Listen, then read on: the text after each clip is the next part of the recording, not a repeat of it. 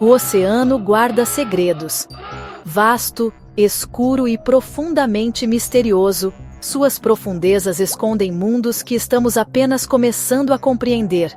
Por séculos, olhamos para as estrelas em busca de sinais de vida, por respostas às nossas maiores perguntas. No entanto, a maior e mais inexplorada fronteira sempre esteve aqui em nosso planeta. No coração do Atlântico, existe um lugar tão profundo, tão hostil à vida como a conhecemos, que permaneceu intocado pelas mãos humanas. Eles o chamam de Zona Zero. É uma trincheira que se aprofunda na crosta terrestre mais do que qualquer outra, um reino de pressão esmagadora e noite eterna. É um lugar que até agora existia apenas nos dados periféricos de varreduras de sonar e leituras sísmicas, um vazio em nossos mapas. A missão nasceu de um sussurro, pulsos fracos e rítmicos emanando do fundo da Zona Zero, sinais que desafiavam a explicação geológica. Eles eram muito estruturados, muito deliberados. A comunidade científica internacional, um coletivo das mentes mais brilhantes do mundo, em oceanografia, geologia e biologia, não podia ignorá-los. E assim, a missão Deep Blue foi concebida. Ela representou o ápice da curiosidade humana e da ambição tecnológica. Uma equipe foi montada, liderada pelo visionário oceanógrafo Dr. Aris Thorne e pela brilhante geofísica Dra. Helena Moraes. O objetivo deles era simples, mas monumental: viajar para esta última fronteira e descobrir a fonte dos sinais anômalos, que pulsavam como um batimento cardíaco esquecido do centro do planeta. O Odyssey 9 era sua embarcação, uma maravilha da engenharia projetada para suportar as forças colossais das profundezas. Era mais do que um submersível. Era um mundo autônomo, um farol de luz destinado a um lugar onde o sol nunca havia brilhado. A bordo, a atmosfera era uma mistura de antecipação tensa e entusiasmo acadêmico. Cada membro da tripulação, do piloto experiente ao jovem biólogo marinho, compreendia o peso de sua jornada. Eles não estavam apenas explorando uma trincheira, estavam se aventurando em um ponto de interrogação, um lugar que detinha o potencial de reescrever tudo o que pensávamos saber sobre a vida, a geologia e a história de nosso próprio mundo. A jornada era um testemunho da nossa necessidade insaciável de saber o que jaz além do horizonte. Enquanto o Odyssey 9 se preparava para seu mergulho histórico neste dia, 13 de junho de 2025, um profundo senso de propósito se instalou na tripulação. Eles estavam deixando o mundo familiar de luz e ar para trás, embarcando em uma viagem vertical para o abismo. Os estranhos sinais de baixo eram o canto da sereia, um convite para um lugar que havia sido selado do tempo. Os riscos eram imensos, os desconhecidos ainda maiores. Mas a promessa de descoberta, a chance de ser o primeiro a testemunhar o que quer que estivesse adormecido na Zona Zero, era uma força irresistível. A humanidade estava, mais uma vez, empurrando seus limites, impulsionada pelo desejo simples e poderoso de ver o que jaz na escuridão. A descida começou, uma queda lenta e metódica através do espaço líquido. O mundo fora dos visores reforçados do Odyssey 9 se transformava a cada metro que passava. Os azuis vibrantes das águas da superfície desvaneceram primeiro, dando lugar a um crepúsculo azul-safira profundo. Cardumes de peixes, familiares e curiosos, giravam em torno do submersível, antes de desaparecer na escuridão acima. Logo, até mesmo aquele crepúsculo se rendeu, e a embarcação foi consumida por uma escuridão absoluta, uma escuridão tão completa que parecia sólida. A única luz era a que eles traziam consigo, feixes poderosos cortando cones estéreis no vazio escuro. Esta era a zona da meia-noite, e eles estavam apenas começando sua jornada para baixo. A pressão aumentava implacavelmente. Os gemidos e rangidos do casco de titânio do Odyssey eram um lembrete constante e inquietante do imenso peso do oceano acima deles, uma coluna de água de quilômetros de altura, pressionando de todos os lados. Dentro, a tripulação permanecia focada, seus rostos iluminados pelo brilho suave dos monitores que exibiam dados em cascata. A doutora Moraes acompanhava a atividade sísmica, sua testa franzida em concentração, enquanto os estranhos pulsos se tornavam mais fortes, mais definidos.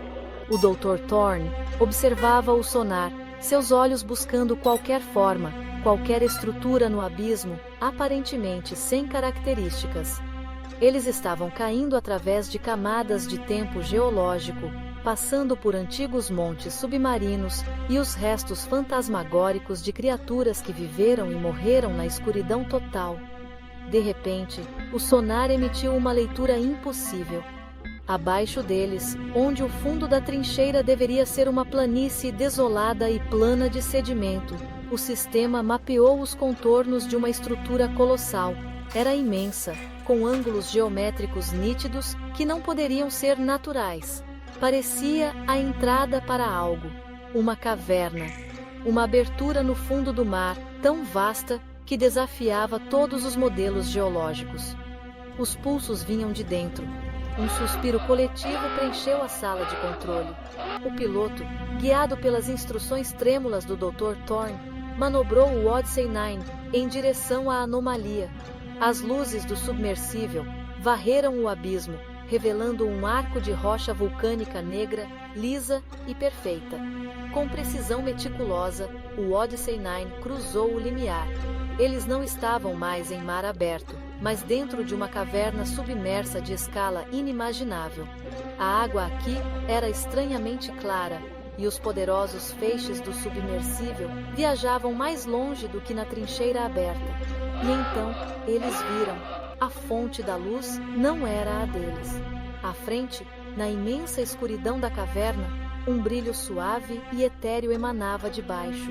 Pulsava suavemente, em perfeita sincronia com os sinais que eles haviam rastreado através do oceano. Eles não estavam apenas em uma caverna. Eles estavam à beira de uma descoberta tão profunda que havia sido relegada ao reino do mito por milênios. O Odyssey 9 subiu lentamente pela água dentro da caverna, atraído pela fonte da luz misteriosa. À medida que subiam, o impossível se tornou realidade. A superfície da água se quebrou, não no céu escuro e tempestuoso do Atlântico, mas em uma vasta cúpula cheia de ar. O submersível emergiu em uma atmosfera respirável, suas luzes revelando uma visão que quebrou sua compreensão do mundo. Diante deles, estendendo-se até onde a vista alcançava, jazia uma cidade. Era uma metrópole de torres imponentes, feitas de um material que brilhava como uma fusão de ouro e madrepérola. A flora bioluminescente se agarrava à arquitetura, banhando toda a caverna, em uma suave luz turquesa e prateada. Cachoeiras caíam do teto da caverna, alimentando rios cristalinos que serpenteavam pelas ruas silenciosas. Um silêncio atordoado tomou conta da tripulação. Eles estavam olhando para Atlântida. A cidade lendária, o continente perdido, não era um mito. Era real, preservada em uma bolsa de ar no fundo da trincheira oceânica mais profunda do mundo. O Dr. Thorne estava sem palavras, as mãos pressionadas contra o visor, sua mente científica lutando para processar a pura e poética impossibilidade de tudo aquilo. A doutora Moraes olhava para seus monitores sísmicos, que agora mostravam que toda a caverna estava protegida por um campo de energia poderoso, mas estável, a fonte das estranhas leituras. Foi esse campo que manteve o oceano afastado, preservando a cidade e sua atmosfera por eras incontáveis. O próprio ar parecia antigo, puro e carregado de uma energia estranha. O debate começou quase imediatamente. Uma discussão sussurrante e frenética, cheia de admiração e apreensão. Deveriam abrir a escotilha? Deveriam pisar neste lugar impossível? A bióloga argumentou que era muito perigoso. Eles não tinham ideia de que vida microscópica existia neste ecossistema selado. O engenheiro se preocupava com a integridade da caverna e do campo de energia. Interferir poderia ser catastrófico. Mas o Dr. Thorne com os olhos brilhando com o fogo de um sonho de vida realizado, defendeu a exploração. Não viemos até aqui para olhar por uma janela, ele insistiu. Esta é a maior descoberta da história da humanidade. Temos o dever de compreendê-la, de aprender com ela. Suas palavras, cheias do espírito de descoberta que os impulsionara desde o início, os convenceram. O risco era inegável, mas a recompensa potencial era o conhecimento de um capítulo perdido da própria história da humanidade. Após extensas varreduras atmosféricas e biológicas confirmarem que o ar era seguro, embora incomumente rico em oxigênio, a decisão foi tomada. Com um chiado de ar despressurizante, a escotilha principal do Odyssey 9 se abriu. O Dr. Thorne, a Dra. Morais e uma pequena equipe de exploração se prepararam para dar os primeiros passos da humanidade moderna na cidade perdida de Atlântida. Eles estavam saindo de seu mundo e entrando em uma lenda, seus corações batendo com uma mistura de medo profundo e admiração emocionante. Assim que a equipe pisou em uma plataforma cristalina, a cidade pareceu vibrar com uma energia latente. O ar era quente e cheirava a terra úmida, e a uma flora doce e não identificável. O silêncio era a parte mais inquietante. Era um silêncio vivo, não vazio. O primeiro encontro deles não foi com pessoas, mas com a fauna da cidade. Criaturas de luz e maravilha flutuavam no ar e nadavam nos canais. Pequenos seres semelhantes a insetos com asas de gaze pulsavam com uma luz suave, como lanternas vivas. Nas vias aquáticas, criaturas graciosas semelhantes a plesiosauros, mas com barbatanas que cintilavam com bioluminescência, moviam-se com elegância serena. Este era um ecossistema que evoluiu em isolamento, uma vibrante tapeçaria de vida intocada pelo mundo acima. A equipe moveu-se cautelosamente pelas grandes avenidas, suas botas ecoando suavemente no chão perolado. A arquitetura era deslumbrante, uma mistura perfeita de curvas orgânicas e geometria precisa, como se os edifícios tivessem crescido em vez de serem construídos. Foi então que os viram. Figuras emergiram das sombras das grandes estruturas. Eram humanoides, altos e esguios, com pele pálida, que tinha uma leve luminescência prateada. Seus olhos grandes e escuros continham uma sabedoria antiga, e eles se moviam com uma graça silenciosa e fluida. Eram os Atlantes. Não havia hostilidade em sua abordagem, apenas uma profunda e paciente curiosidade. Eles vestiam roupas simples e fluidas, e não carregavam armas. Um deles, uma figura que parecia ser um líder, levantou a mão em um gesto de paz. Através de uma forma de comunicação telepática, uma projeção de imagens e sentimentos diretamente em suas mentes, os Atlantes compartilharam sua história. A Atlante líder, que se identificou como Lyra, explicou a verdade de sua cidade. Atlântida não afundou em um cataclismo como as lendas contam. Ela foi selada por escolha. Os Atlantes eram uma civilização antiga, muito mais antiga do que qualquer uma na superfície. Eles haviam previsto um grande perigo planetário cíclico, um evento cósmico que ameaçaria toda a vida na Terra. Para proteger o mundo da superfície da fonte do cataclismo e para preservar seu próprio conhecimento, eles se retiraram para a parte mais profunda do oceano, criando este santuário e cortando todo o contato. Eles se tornaram guardiões silenciosos, observando o planeta de baixo. Lyra explicou que o campo de energia que protegia a cidade era mais do que um escudo. Era uma fechadura. Ele continha uma entidade poderosa e primordial que seus ancestrais haviam subjugado milênios atrás. O selo foi projetado para durar por eras, mas agora estava enfraquecendo. Os estranhos pulsos que a missão Deep Blue havia detectado não eram um chamado, mas um aviso, um grito de socorro. Os Atlantes estavam esperando que, quando chegasse a hora, os habitantes da superfície tivessem evoluído o suficiente para entender. Eles selaram sua cidade para proteger a Terra, e agora, esse mesmo selo estava prestes a se romper. A equipe permaneceu em silêncio humilde, percebendo que não haviam descoberto uma cidade perdida, mas tropeçado em uma prisão cósmica, cujas paredes estavam começando a desmoronar. Lyra conduziu os cientistas atordoados para o interior da cidade, em direção à torre central que quase alcançava o teto da caverna este, ela explicou. Era o Nexus, o coração de Atlântida, e a fonte de todo o seu poder. Lá dentro, a câmara era um espetáculo deslumbrante de tecnologia viva. Uma colossal estrutura cristalina pulsava com uma luz suave e rítmica no centro da sala. Era a fonte de energia da cidade, um conversor de energia geotérmica, entrelaçado com uma forma de vida senciente e biológica. Filamentos de luz e energia fluíam do cristal central, tecendo-se pelas paredes e pelo chão, alimentando toda a cidade, sua atmosfera e o imenso campo de contenção que mantinha o oceano afastado. Era uma simbiose perfeita de máquina e natureza. A doutora Moraes, com sua mente de geofísica em êxtase, aproximou-se do cristal central. Seus instrumentos enlouqueceram, detectando níveis de energia que estavam fora da escala conhecida. Ela percebeu que não era um gerador simples. O Nexus estava vivo.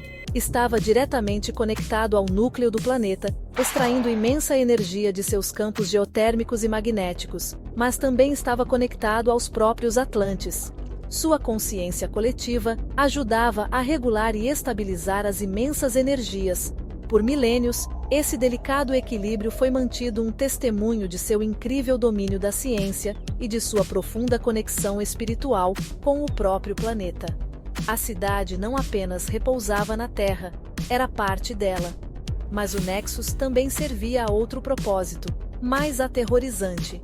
Lyra projetou um novo conjunto de imagens em suas mentes, mostrando-lhes o prisioneiro. Profundamente abaixo da cidade, em uma câmara protegida pelo poder do Nexus, estava a entidade chamada Nautar. Não era uma criatura de carne e osso, mas um ser de energia pura e destrutiva, um antigo parasita cósmico que se alimentava das forças vitais planetárias. Era a iminente chegada de Nautar, que havia forçado os Atlantes ao isolamento. Eles conseguiram atraí-lo para uma armadilha e construir a cidade e seu campo de energia como sua prisão eterna. A entidade estava dormente por eras, mas o decaimento natural da antiga tecnologia estava fazendo o campo de contenção falhar. Nautar estava acordando. Os tremores sísmicos que o mundo da superfície vinha registrando não eram geológicos, eram os movimentos da entidade aprisionada, seu imenso poder, empurrando contra a gaiola enfraquecida. A doutora Moraes viu a verdade em seus dados. O campo de energia estava flutuando violentamente, à beira de um colapso total. Se Nautar se libertasse, não destruiria apenas Atlântida. Consumiria a força vital de todo o planeta, transformando a vibrante bola azul da Terra em uma casca estéril e sem vida. A equipe agora compreendia os riscos aterrorizantes. O aviso não era apenas para a cidade, mas para o mundo inteiro. O destino de toda a vida agora repousava dentro desta caverna escondida no fundo do mar.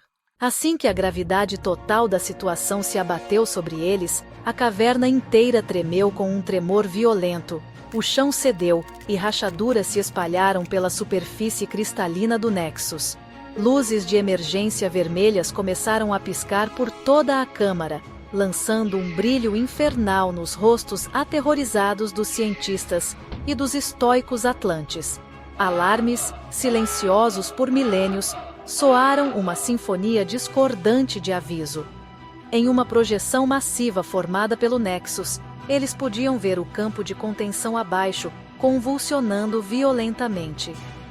Uma forma escura e amorfa, Nautar, estava batendo contra as paredes de sua prisão com fúria renovada. A entidade podia sentir que sua liberdade estava próxima e estava derramando toda a sua raiva cósmica no ataque final. Um debate frenético irrompeu entre os membros da equipe Deep Blue. A voz do piloto crepitava no rádio do Odyssey 9, urgindo uma evacuação imediata. A integridade estrutural da caverna está falhando. Temos que sair agora, ou seremos enterrados com eles. Ele gritou. O instinto de autopreservação gritava para eles correrem, para fugir de volta para o submersível e tentar escapar para a superfície. Eles tinham a evidência, a prova de Atlântida. Sua missão estava tecnicamente completa. Eles poderiam retornar como heróis, carregando um aviso da desgraça que viria. Mas sair agora seria condenar não apenas os Atlantes, mas todo o planeta que eles haviam jurado proteger. Dr. Thorne e Doutora Morais se entreolharam, um entendimento silencioso passando entre eles. Eles olharam para Lyra, cujo rosto sereno agora estava marcado por uma resolução triste. Ela explicou que havia uma última opção. O Nexus poderia ser usado para criar uma explosão final e cataclísmica de energia. Isso reforçaria o campo de contenção ao redor de Nautar, selando-o novamente, talvez para sempre. Mas exigiria um imenso surto de energia, que sobrecarregaria os sistemas primários e colapsaria permanentemente a entrada da caverna. Atlântida seria selada do mundo exterior para sempre. Mais do que isso, o processo era incrivelmente volátil. Exigia ajustes manuais precisos de dentro do núcleo do Nexus, um lugar de energia bruta e indomável. A escolha era clara e imediata: fugir e salvar a si mesmos enquanto condenavam o mundo, ou ficar e lutar, sacrificando sua única maneira de voltar para casa por uma chance de salvar a todos. Não havia hesitação na voz do Dr. Thorne. "Não vamos sair", ele declarou, sua voz ressoando com autoridade através do caos. "Viemos aqui como cientistas para observar, mas ficaremos como seres humanos para ajudar." O resto da equipe, inspirada por sua convicção, assentiu em concordância. Eles não abandonariam os Atlantes. Eles não abandonariam seu mundo. Sua missão havia mudado. Não era mais sobre descoberta, era sobre preservação. Eles fariam sua resistência aqui, no fundo do oceano, contra um horror cósmico. O plano era desesperado, uma corrida contra o tempo enquanto a fúria de Nautar intensificava os tremores. Lyra e os engenheiros atlantes trabalharam com os cientistas humanos, suas mentes e tecnologias se fundindo em um esforço frenético para estabilizar o Nexus. A doutora Morais, com sua profunda compreensão de geofísica, era indispensável. Ela rapidamente compreendeu a mecânica alienígena do núcleo Atlante, seus cálculos guiando o delicado processo. Ela identificou a sequência crítica necessária, mas também uma falha fatal. Uma substituição manual seria necessária em um conduto específico, um lugar tão saturado de energia que nenhum ser vivo poderia sobreviver. Sem hesitação, a doutora Helena Morais fez sua escolha. Ela sabia o que tinha que fazer. Enquanto a equipe se preparava, ela calmamente explicou que seria ela quem realizaria a substituição. O Dr. Thorne protestou, sua voz embargada pela emoção. Mas sua determinação era absoluta. "Algumas coisas são maiores que uma vida, Ares", disse ela, sua voz firme. "É por isso que exploramos, não apenas para ver, mas para fazer a diferença. Que minha escolha seja minha descoberta final." Ela lhe deu um pequeno e triste sorriso. Um adeus silencioso. Enquanto o Nexus rugia para a vida, banhando a caverna em luz incandescente, Helena seguiu para o conduto. O resto da equipe iniciou a sequência. Energia bruta jorrou pelo sistema. No momento crítico, Helena completou sua tarefa. Por um segundo, sua forma foi silhueta contra o poder puro, e então ela se foi, consumida pela luz. A onda de energia explodiu para baixo, reforçando o campo em um escudo impenetrável. Os tremores cessaram. A entidade foi silenciada, mas o custo foi imenso. A entrada da caverna desabou, selando Atlântida para sempre. Os sobreviventes retornaram ao Odyssey 9, seus corações pesados com o sacrifício de Helena. Eles subiram pelas águas escuras, deixando a cidade silenciosa para trás. emergiram à superfície não como descobridores triunfantes, mas como mensageiros solenes. Sua jornada nos ensina uma lição profunda. A Terra tem uma história muito mais antiga do que imaginamos. Nos lugares mais profundos, há avisos, há ecos do passado, nos instigando a proteger nosso frágil lar.